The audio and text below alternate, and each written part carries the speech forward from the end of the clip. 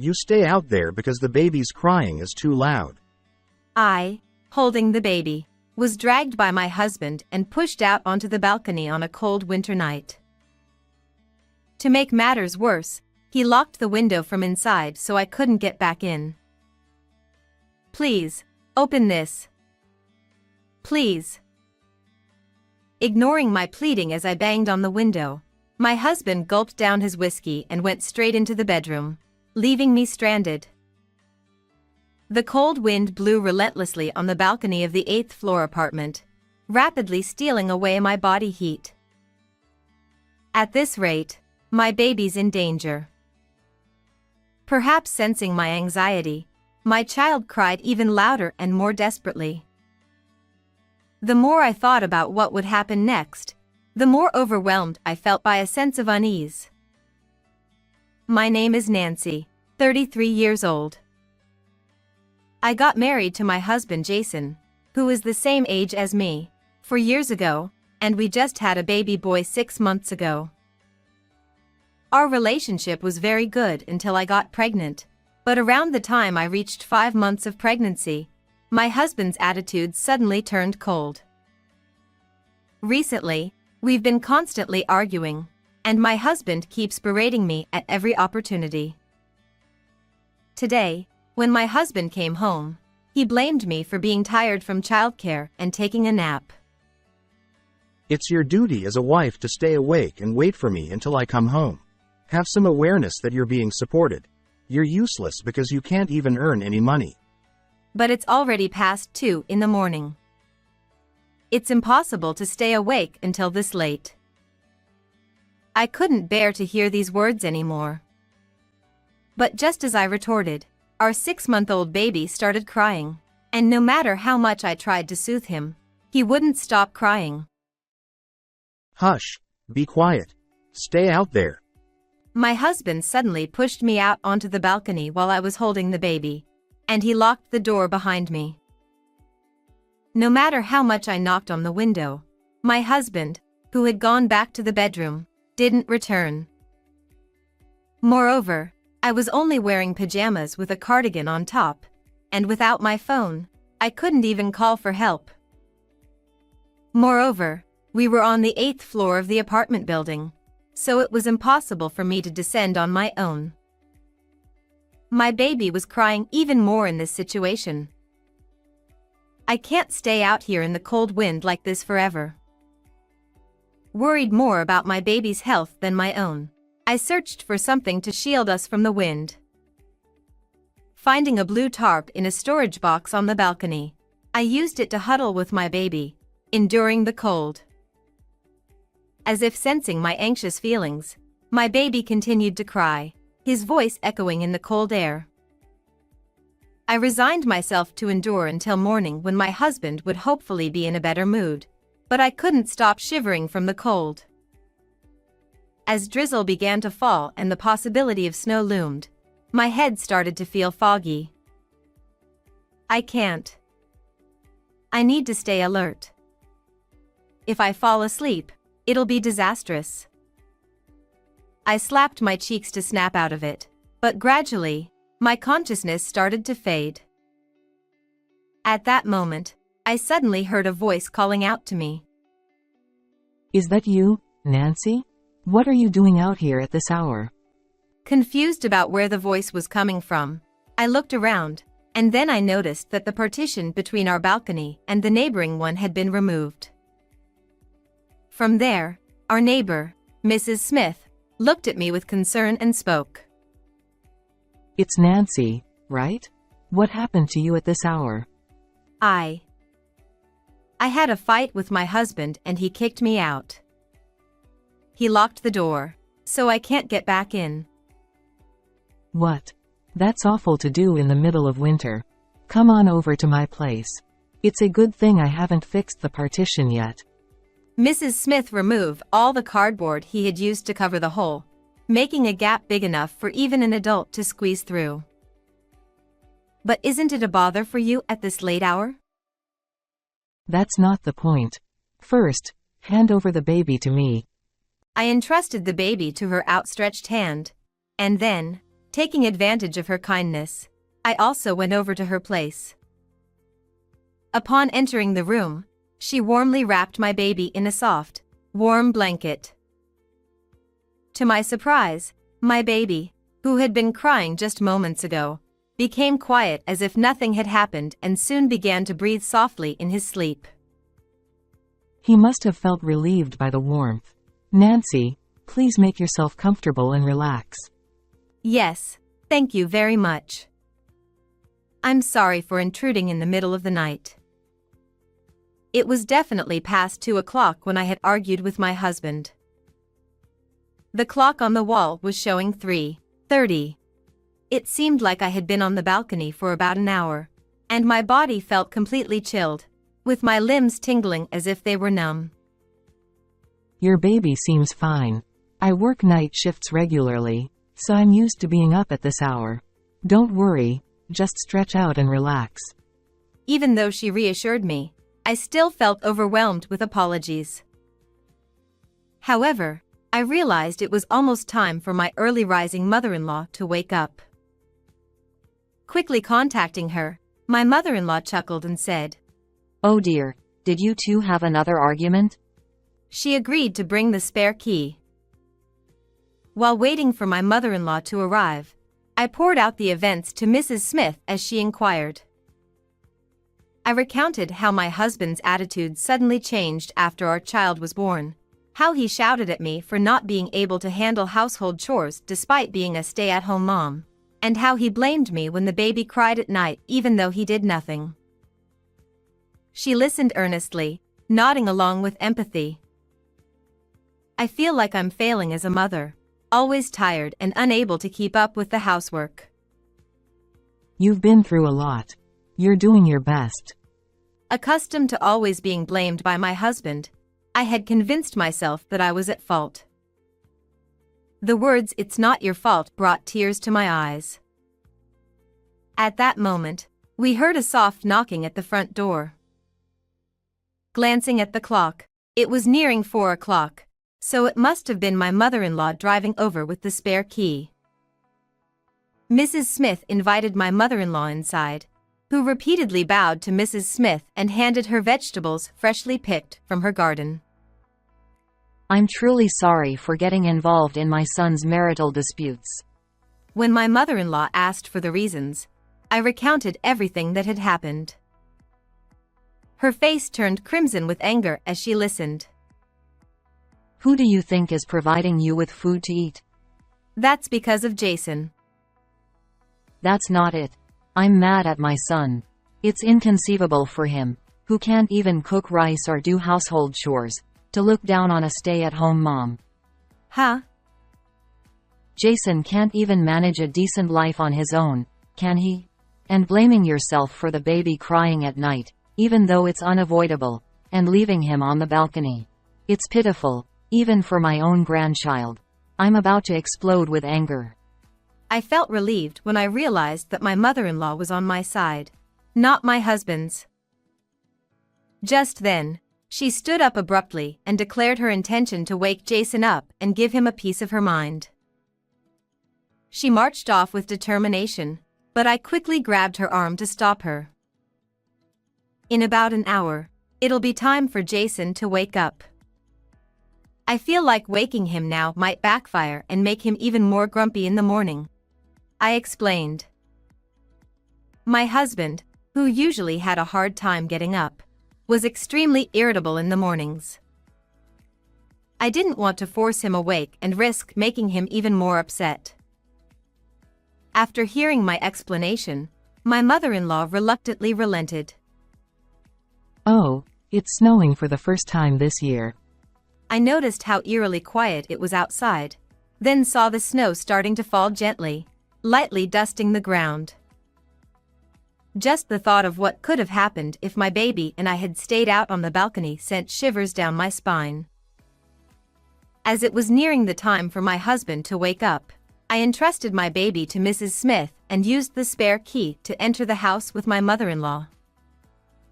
However, when it was the usual time for my husband to be up and brushing his teeth, he was nowhere to be found in the bathroom. Is he still sleeping? Jason. Get up soon. My mother-in-law exclaimed. She loudly opened the bedroom door and flipped the duvet, but there was no sign of him. Despite searching the bedroom, bathroom, and toilet, he was nowhere to be found. His suit and shoes were still there, so it didn't seem like he had already gone to work. Where could he have gone? This is strange, I replied. Oh my God. Suddenly, my mother-in-law, while casually opening the curtains on the balcony side, let out a loud scream. I rushed over to find her pointing at the blue tarp I had covered myself with earlier, her mouth agape. I could see a pair of feet protruding from underneath. What? No way.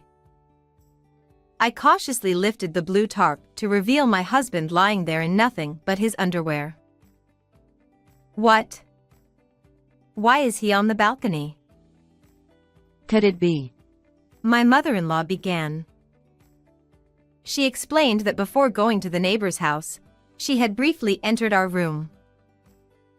At that time, she noticed that the balcony window was open, so she closed it and locked it. But I don't remember seeing Jason there at that time, so why? My mother-in-law repeatedly called out to my husband. Wake up. But he seemed to be unconscious. We decided to cover him with a blanket to keep him warm while we waited for the ambulance to arrive.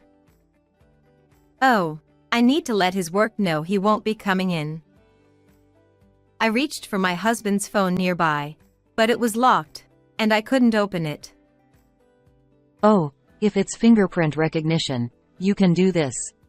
My mother-in-law said. She grabbed Jason's hand and quickly unlocked the phone using his fingerprint. What is this? The screen of the phone was left open with line messages, showing a lovey-dovey exchange with a person. And his mistress turned out to be my friend Amy. Going back, their relationship started 6 months ago. It coincided with the time when I entered the midterm of my pregnancy and my husband's attitude turned cold. Not only that, but the photo folder was filled with affectionate pictures. So that's what's been going on. I can't believe they're still carrying on with it. A feeling of unforgiveness bubbled up inside me. And to think that the person my spouse cheated with was my friend. My mother-in-law said, Honestly, what's this child up to? Let's make them reflect thoroughly.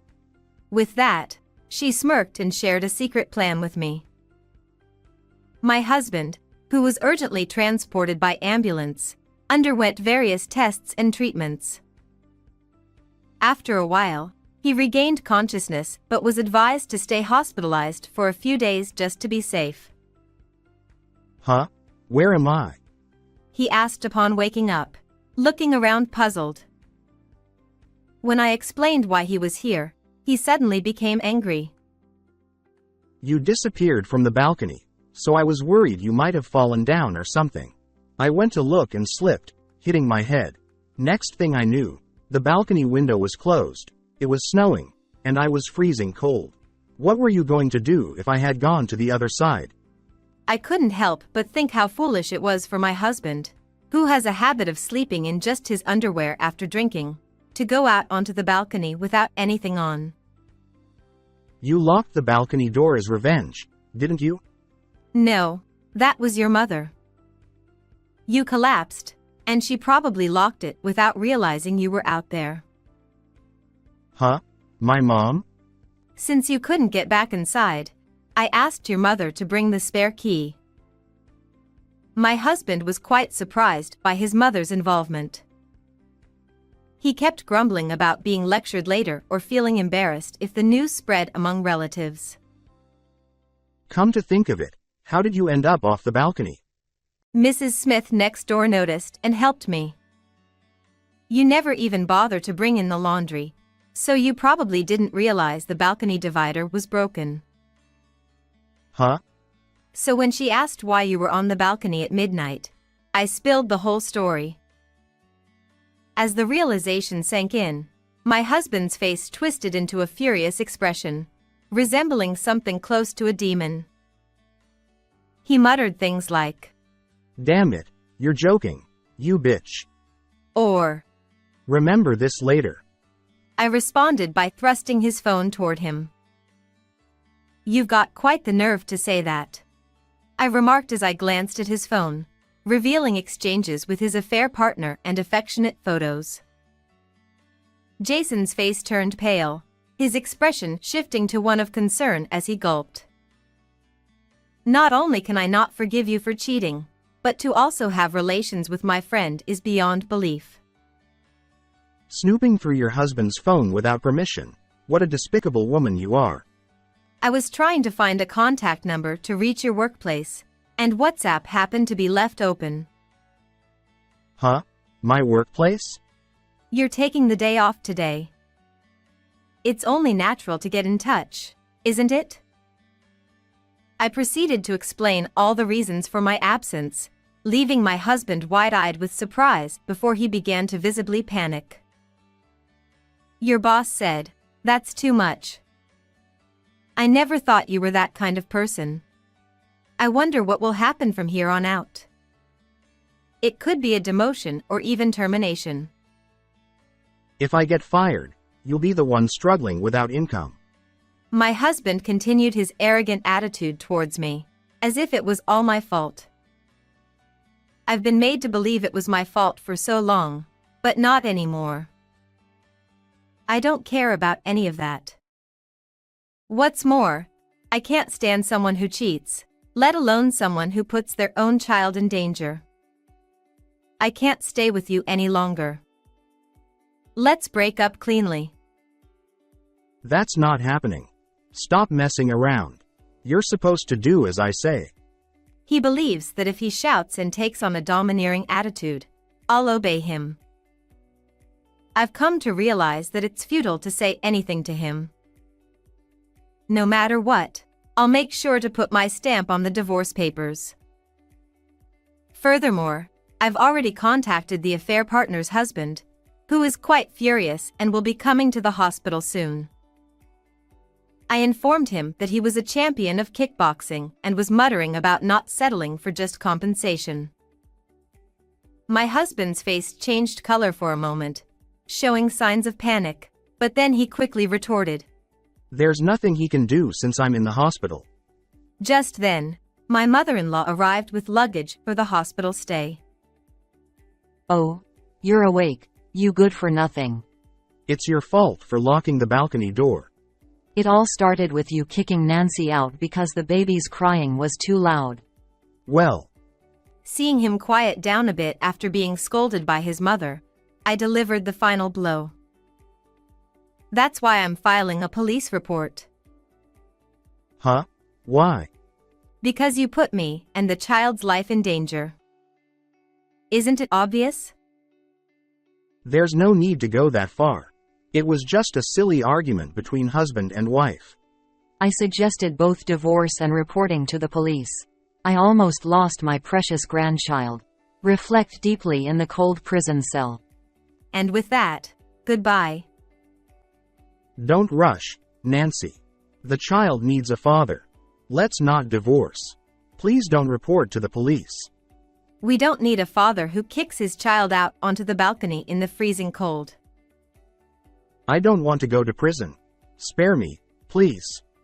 Ignoring my husband's crying pleas, I went straight to the police to file a report. After being discharged from the hospital, my husband was arrested by the police, and a verdict is expected to be delivered soon. Considering the severity of his actions, there's no doubt he'll face serious charges. Naturally, he was fired from his job.